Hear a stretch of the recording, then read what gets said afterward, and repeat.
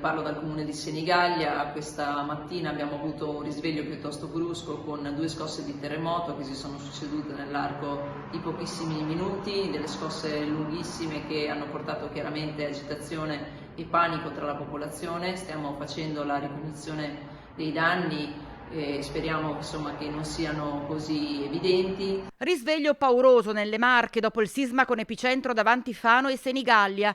Alla scossa principale di magnitudo 5.7 ne sono seguite altre, come ci racconta l'assessora all'ambiente di Senigallia, la rosatese Elena Campagnolo. Tanti messaggi di vicinanza giunti anche dal Veneto, la sua regione d'origine, regione che nell'ultima catastrofe che ha visto la città marchigiana allagata lo scorso settembre era scesa in campo immediatamente per portare aiuto tra l'acqua e il fango. Un senso di solidarietà rinnovato anche in questo momento difficile.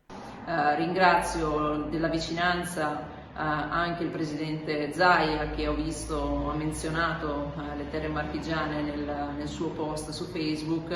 Ricordo ancora che non più tardi di un mese e mezzo fa